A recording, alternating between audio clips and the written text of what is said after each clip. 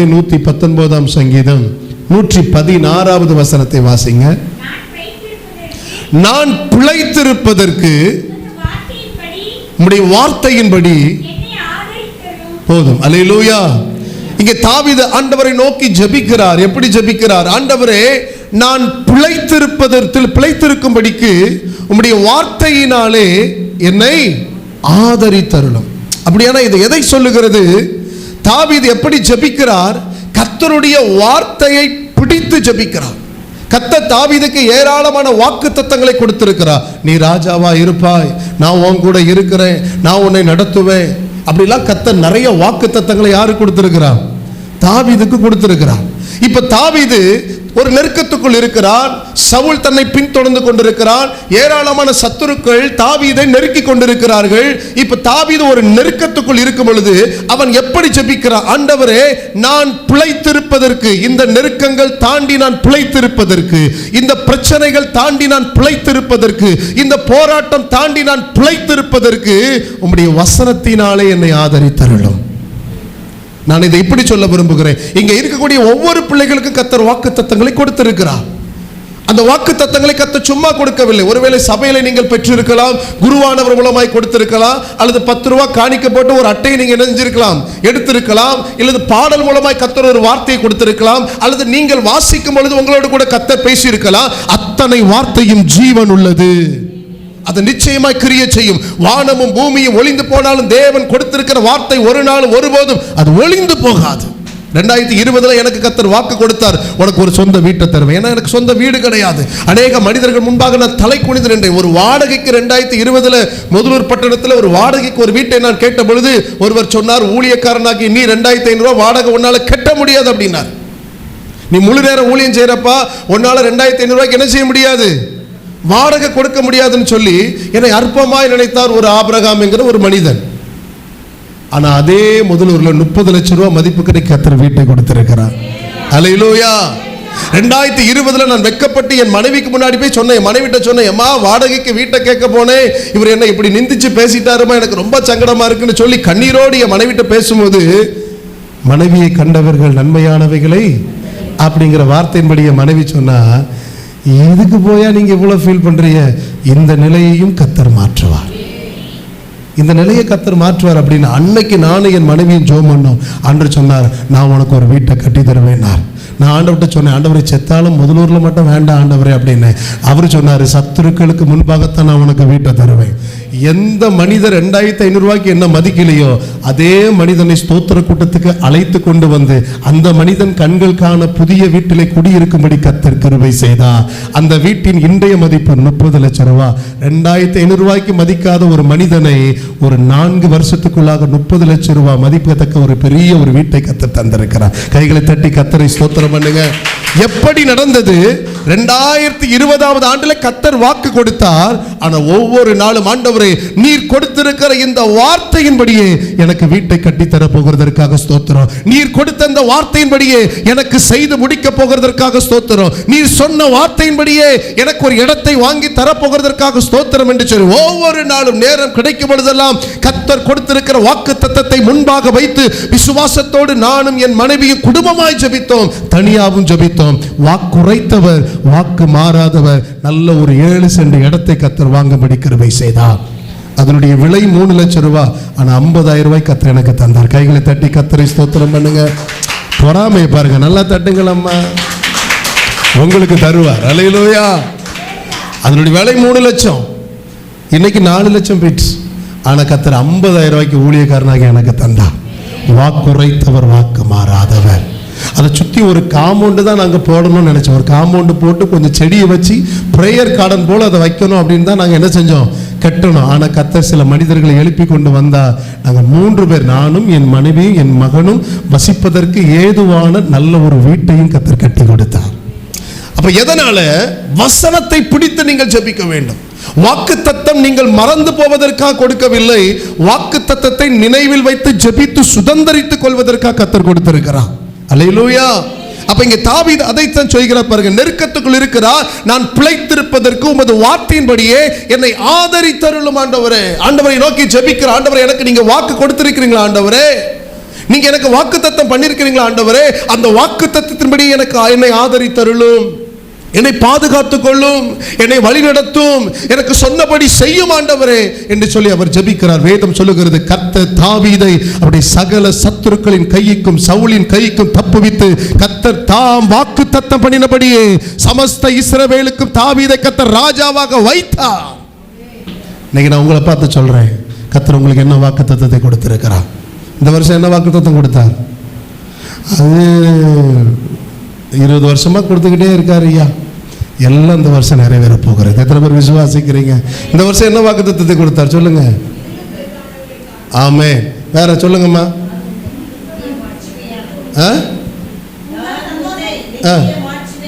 என்னையா? ஆமே. வேற சொல்லுங்க. உங்கள் சந்தோஷம். இனி அட்டையை பார்க்காம சொல்லணும், சரியா? வீட்டுக்கு போனோன்னு உறங்குறதுக்கு முன்னாடி என்ன வேலை? 100 வாட்டி அதை நீங்க வாசிச்சு இருதயமாக்கி பலகைகளை என்ன செஞ்சிடணும்? இனி அட்டை எடுக்கக்கூடாது, சரியா? வேற யாராவது இருக்கீங்களா? சூப்பர்மா, super. God bless you all. எல்லாரையும் நான் மனதார வாழ்த்துகிறேன். இந்த வசனத்தை பிடிச்சு என்ன செய்யணும்?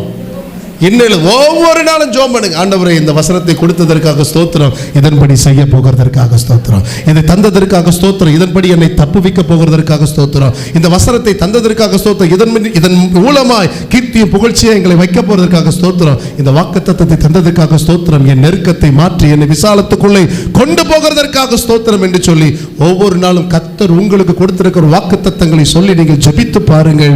வாக்குரைத்தவர் வாக்கு மாறாதவராய் இருந்து உங்களுக்கு சொன்னபடியே செய்து முடிப்பார். அல்லேலூயா. 3 காரியத்தை உங்களுக்கு முன்பாக வைக்கிறேன். நமக்காக 2000 ஆண்டுகளுக்கு முன்பாக அப்படி எழும்பிடலாமா? எழும்புங்க, அப்படி எழும்புங்க. ஒரு சின்ன ஜெபம் உங்களுக்காக.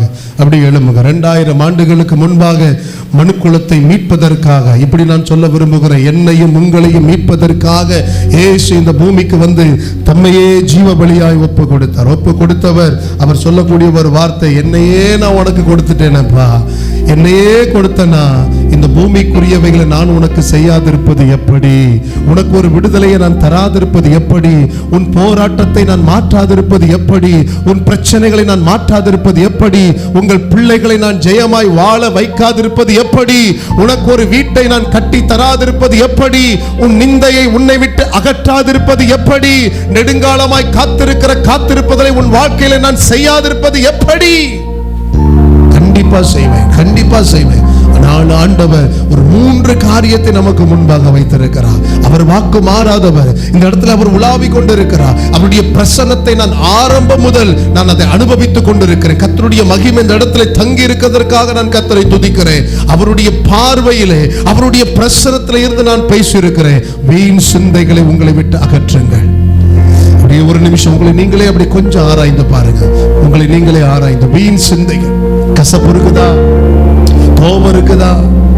எரிச்சல் இருக்குதா? எத்தனையோ பிரசங்கத்தை கேட்டுட்டோம், இன்னைக்கு விட்டு கொடுக்க முடியாம இருக்கிறீங்களா? ஆண்டவர் சொல்லுகிறார், மகளே போதும் போதும், விட்டு கொடுத்துரு, மன்னிச்சிரு, தர்க்கம் பண்ணாதீங்க, கோபம் வேண்டாம், எரிச்சல் வேண்டாம், வைராக்கியம் வேண்டாம், விட்டு கொடுத்துரு. என்னைக்கு இதை நீங்க விட்டு கொடுக்குறீங்களோ, பரலோகத்திலிருந்து ஒரு கரம் உங்களை பிடித்து தூக்கும். கர்த்தர் உங்களுக்கு இறங்குவாங்க. கர்த்தர் உங்க கூட இருப்பா. வீண் சிந்தைகளை வெறுத்து அப்படின்னா நல்ல சிந்தைகளை தரித்துக் கொள்ளுங்கள்.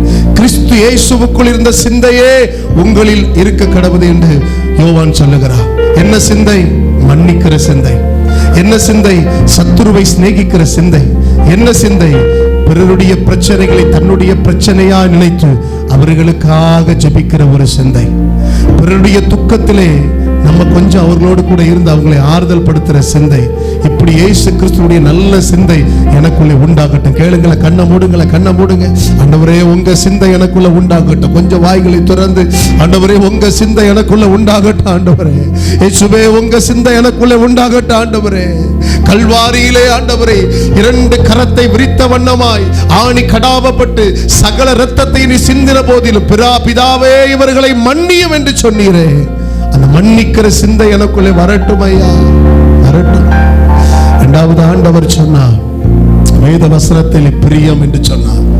இதுவரைக்கும் ஒருவேளை நீங்க வேதத்துல பிரியமா இல்லாம இருந்திருக்கலாம். ஆனா இன்றைக்கு ஆண்டவர் உங்களுக்கு ஒரு ஆலோசனை கொடுக்கிறார். நீங்க வேத வசனத்துல பிரியம் கொண்டு அதை நீங்கள் வாசிப்பீர்களானால் நீங்கள் கீழாக இருக்க மாட்டீர்கள். கர்த்தருடைய ஊழியக்காரனாகிய நான் என்னுடைய வாழ்க்கையில கர்த்தர் செய்த நன்மையை வைத்தே நான் சொல்லுகிறேன். நீங்க கீழா இருக்க மாட்டீங்க, நீங்க மேல இருப்பீங்க. நீங்க வாளா இருக்க மாட்டீங்க, நீங்க தலையா இருப்பீங்க.